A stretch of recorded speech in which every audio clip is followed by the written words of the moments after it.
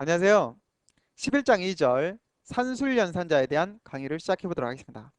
산술연산자에서도 주의를 요하는 나누기 연산자에 대한 내용을 해보도록 하겠습니다. 자, 우선 간단한 예제가 나와 있습니다. 예제를 한번 살펴보도록 할까요? 인트형 n1, n2, o2 값을 갖는 두 인트형 변수와 더블형 변수가 만들어져 있습니다. 그리고 더블형 변수에 두 변수의 나누기 연산을 해서 5 나누기 2의 결과치를 D에다가 저장해라. 그리고 D를 실수로 출력해달라 라고 이야기했네요. 자, 이와 같이 만들어 놓으면 실제 5는 얼마? 5를 2로 나누면 얼마? 실제 값은 2.5가 되겠죠, 결과치가. 그래서 이 값이 D에 저장되고 출력하면 2.5가 출력될 것 같지만 실질적으로는 2.5가 아닌 2.000 한마디 2가 출력이 되게 되어 있습니다.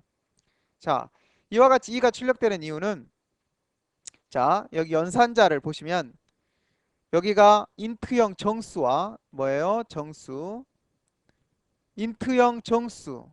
자, 인트형 정수를 인트형 정수로 나누기를 해라 라고 했기 때문에 이거의 결과치는 뭐가 되냐? 바로 정수가 됩니다. 한마디로 정수 나누기 정수, 인트형 나누기 인트형을 했기 때문에 이 결과치는 인트형 정수가 된다는 것이죠. 그러다 보니까 실질적으로 5 나누기 1을 하게 되면 이 연산이 2.5가 되지 않고 정수인 자리 버림이 일어나서 결과치는 2가 됩니다. 자, 2는 정수일까요? 네, 정수입니다.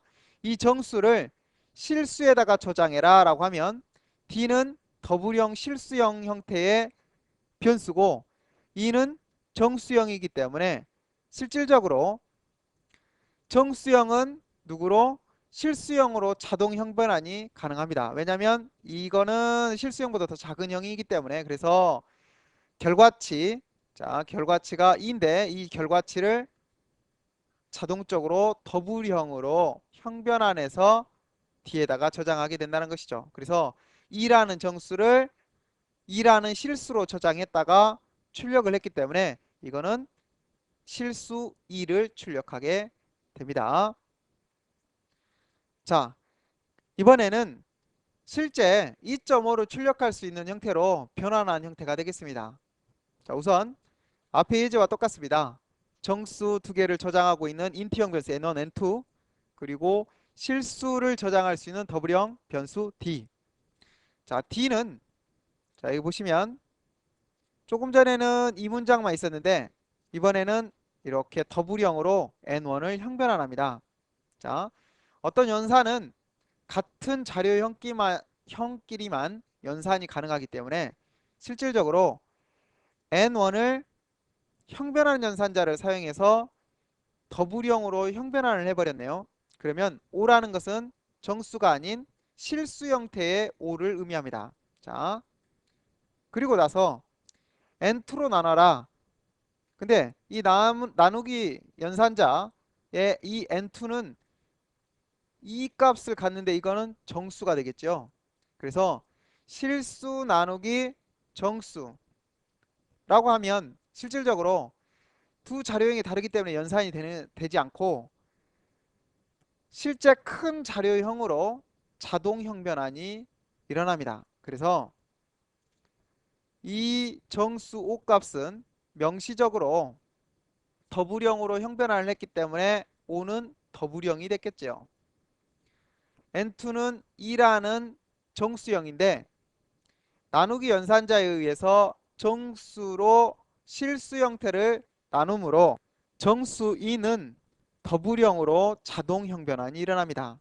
그래서 실제 N1은 명시적으로 더블형으로 형변환을 한 거고 N2는 연산이 되기 전에 암시적으로 자동 형변환이 일어나서 더블형 2와 더블형 5를 더블형 2로 나눠서 결과치는 더블형인 2.5가 되겠습니다. 이와 같이 2.5를 다시 더블형 변수에 저장을 해서 출력하기 때문에 이건 2.5가 되겠죠. 자, 그래서 실질적으로 이 코드는 누구와가 또 같은 결과치를 내냐면 이와 같이 명시적으로 N1도 더블형으로 형변환하고 N2도 더블형으로 형변환해서 결과치를 낸 이 형태와 같은 형태가 되겠습니다. 자, 이번에는 간단하게 두 정수를 입력받아서 연산을 하는 내용의 문제가 있는 코드를 보도록 하겠습니다. 우선 N1과 N2는 정수를 scanf 연산자를 사용해서 입력받게 됩니다. 그러면 두 정수를 입력받았겠죠. 예로 O와 E 정수를 입력했다고 가정하도록 하겠습니다. 이때 나누기 연산은 분모가 분자를 나눌 때 여기에서 나누는 분모가 0이 될 수 없으므로 0이 된다면 당연히 이 코드는 부정이 되겠죠. 그래서 0이 될 수 없으므로 N2는 항상 이와 같이 if문에 의해서나 혹은 다른 처리에 의해서 오류 처리를 해줘야 됩니다. 이 나누기 연산을 할 때 주의점이 되겠습니다. 나누기 연산을 할 때는 항상 분모가 0이 되는지를 체크해 달라. 자, 이번에는 두 정수를 입력받아 가산, 감산, 곱셈, 나눗셈이 가능한 프로그램을 공부해 보도록 하겠습니다. 이 프로그램은 좀 크기가 커서 따로 예제로 작성을 하게 됩니다. 만약 5,5를 입력을 했다면 가산이나 감산, 곱셈, 나눗셈 중에 하나를 선택해서 그 선택한 결과치에 따른 결과치를 수행하는 내용을 보도록 하겠습니다. 자, 프로그램이 좀 커서 이 프로그램을 직접 보도록 하겠는데요. 우선 변수 int형 n1과 n2 두 정수를 저장할 수 있는 변수를 만들고 scanf에 의해서 두 정수를 입력받습니다. 그리고 메뉴라는 애가 이 내용을 출력해 주겠죠. 그렇다면 두 정수를 5,5를 입력하고 getch에 의해서 한 문자 입력할 때까지 대기를 하고 있겠죠. 만약 2를 입력해서 나는 가산을 하겠다라고 하게 되면 1이라는 문자에 의해서 어떤 문장이 출력되겠어요? 바로 이 문장이 출력되겠네요.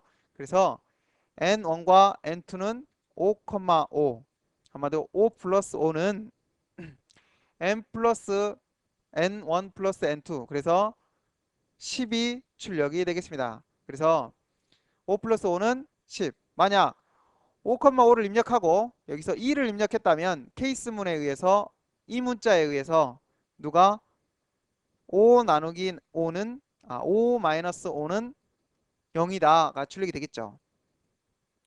만약 이렇게 출력을 입력을 하는데 5를 입력을 하고 정수로 0을 입력했다고 합시다. 그렇다면 나누기를 해라 라고 했을 때 그러면 얼마를 입력했을까요? 캐시H에서 4를 입력했겠네요. 그렇다면 4로 왔을 거고 N2가 0이기 때문에 어때요? 나누기를 수행할 수가 없죠. 왜냐하면 분모가 0이 될 수 없으므로 이 문장을 출력하고 프로그램을 종료하는 형태가 되겠습니다. 자, 그 다음에는 나누기 연산자를 사용해서 정수 구간을 계속 반복시켜 줄 수가 있는데요. 그 내용을 한번 보도록 하겠습니다. 우선 그 내용은 int형 i라는 애를 만들고 i는 포문을 이용해서 0부터 100보다 작을 때까지니까 99까지 얼마부터 얼마까지 0부터 99까지 일씩 증가를 하면서 포문은 몇 번이 돌겠어요? 당연히 100번이 돌겠죠. 100번이 도는 동안 i를 50으로 나눠라. 그렇다면 이 결과치는 항상 정수가 되기 때문에 0부터 얼마까지 49까지는 모두 다 0점 소수점으로 나오기 때문에 이거는 결과치가 정수가 되기 때문에 결과치는 얼마가 되겠어요? 0이 되겠지요.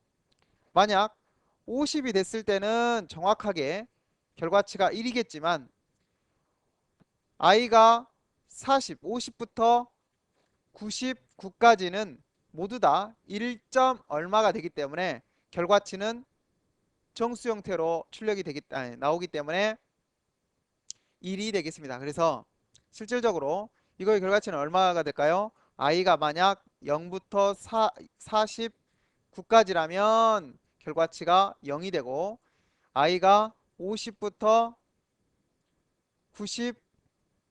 99까지라면 얼마가 되겠어요? 결과치는 1이 되겠습니다. 자, 이번에는 조금 더 다른 예제를 보도록 할까요? 앞에 예제와 같이 i는 인트형 정수를 저장할 수 있는 인트형 변수가 되겠습니다. 그리고 i는 0부터 99까지 일씩 증가를 하면서 포문을 수행하겠죠.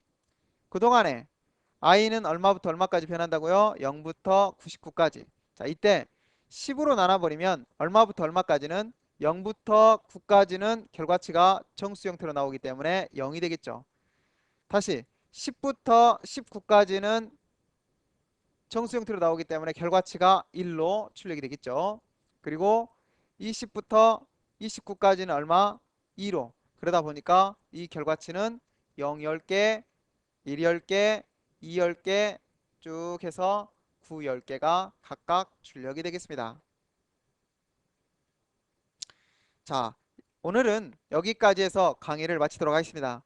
지금까지 했던 내용을 다시 한번 복습해 주시기 바랍니다. 수고하셨습니다.